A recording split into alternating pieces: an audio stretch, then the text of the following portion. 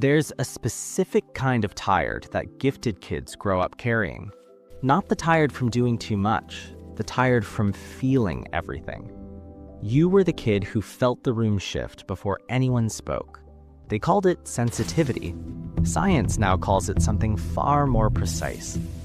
Researchers who study giftedness found something most adults never told you. 6 childhood signs you were gifted and what they cost you. Sign number 1. You became the emotional thermometer of your family. Not because someone asked, because you literally couldn't turn it off. You read moods the way other kids read picture books, automatically. Psychologists call this being on constant high alert for emotional signals. It wasn't anxiety, it was your brain collecting data your environment demanded. And here's the part nobody explained when you were still small. Sign 2. You quietly felt responsible for the adults around you. Not your toys, not your homework, the grown-ups in the room. You checked their mood first before you let yourself need anything. Researchers call this parentification, becoming the emotional adult far too soon. Gifted kids do it best because they're most capable of carrying it. The better you were at it, the more invisible you became. Sign 3. You had intense, focused interests that the adults found overwhelming. Not just hobbies, full obsessions. You went deep when others stayed surface. Later, I'll show exactly why that depth signals advanced cognitive wiring. But first, what happened when you tried to share those interests? Eyes glazed, the subject changed. You learned to edit yourself very early. That editing, that's not a social skill, that's a survival response. Sign 4. You asked questions that made the adults visibly uncomfortable. Why do people lie? Why does money matter? Why do people die? Real questions, grown-up questions coming from a 7-year-old at the dinner table. And you were told, stop overthinking. You're too young for that. That phrase, stop overthinking, we are coming back to it soon. Because what adults called overthinking was actually your brain doing something rare. But here is where this gets really interesting and slightly uncomfortable. Everything they told you to fix was actually your gift operating. The sensitivity, the intensity, the questions, all of it, evidence, not problems. They didn't misunderstand you because you were broken. They misunderstood the mechanism. They gave you adult weight and called you strong for not falling. That was the precocity misclassification effect, and it cost you. Sign 5. You felt like an outsider among kids your own age. Not unpopular exactly, just running on a different program than everyone else. Let me tell you about Marcus, 8 years old, 3rd grade, Chicago. He was kind, funny, and completely exhausting to the adults around him. Not difficult, just unable to stop noticing when things weren't right. His teacher wrote, "Bright kid, but needs to manage his emotions better." Every parent-teacher conference, same message. Brilliant, but too sensitive, too intense. Marcus started doing what gifted kids do when no one meets them. He adjusted to everyone else. He became very good at being less intense, less curious, less himself. And adults finally said, much better. You know that moment, when you first learned to make yourself smaller. What Marcus figured out, decades later, after years of feeling broken, was that nothing was a symptom. Every bit of it was signal. The question he still carries, why did no one know that sooner? You've never described it that way out loud, but you recognize Marcus. That depth they called obsessive. Here's what the research actually says.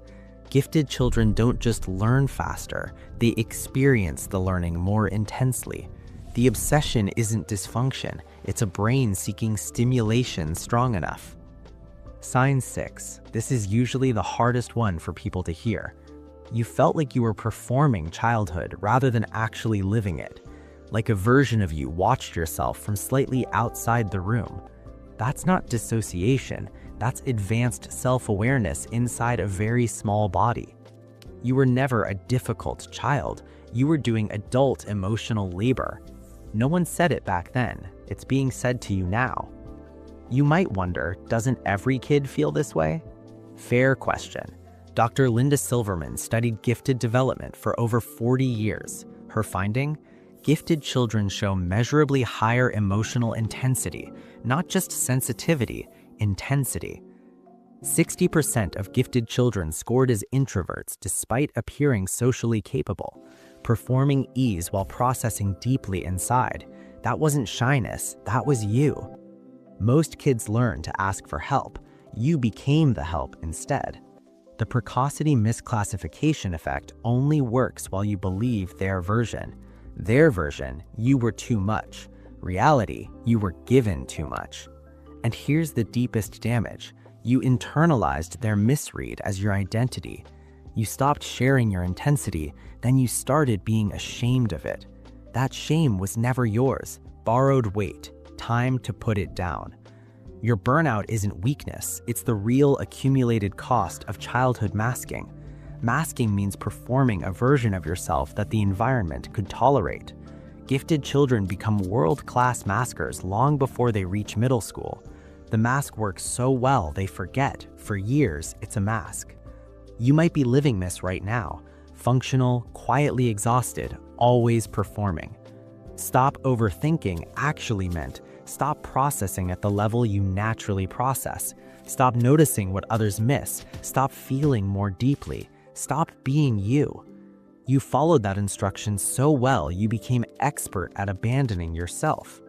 Then at some point you started wondering what was wrong with you.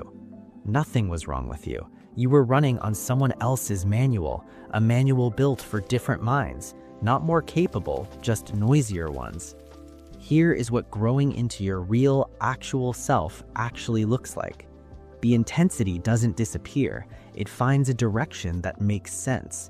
The emotional radar doesn't stop, it becomes a skill, not a burden. The questions don't slow, they start connecting to answers that truly matter. The precocity misclassification effect loses its grip when you understand the mechanism. You stop diagnosing yourself with symptoms and read the original signal instead. Sensitive was never a diagnosis. It described your range, a wide range. Your range was always the entire point, and it still is. You were never the problem.